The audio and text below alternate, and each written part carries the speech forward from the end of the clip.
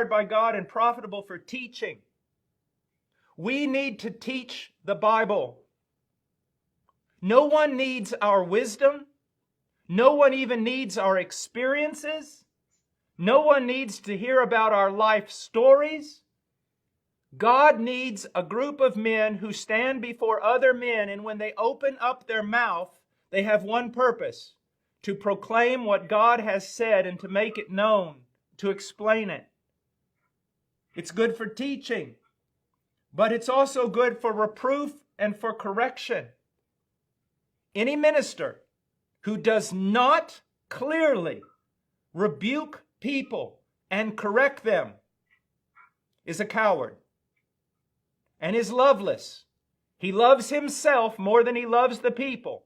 He wants people to like him. And that's his goal. But we must teach the truth. We must also tell people they are wrong. And then we must tell people what they must do to be right. That is our task. And that is why, in many cases, the world hates us. Do you know why Europe hates Christianity, true Christianity? For the same reason the United States hates true Christianity. Because we're the only ones telling it it's wrong. And that's the greatest crime you can commit today.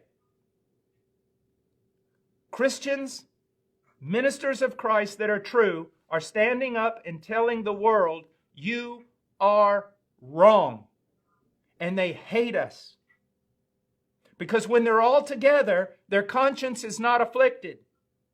And then we show up and tell them they're wrong. And the Holy Spirit convicts their hearts. And they hate it.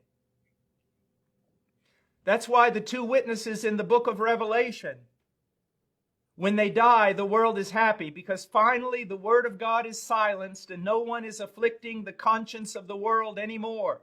There's peace, because the witnesses of Christ have gone away. Now we can live in our sin and live in our rebellion. And we don't have to have any affliction of heart because there's no voice of God on the planet. What's sad is that many people can go into an evangelical church and experience the same. The minister may even teach good theology, but he never tells people they're wrong. He never corrects them.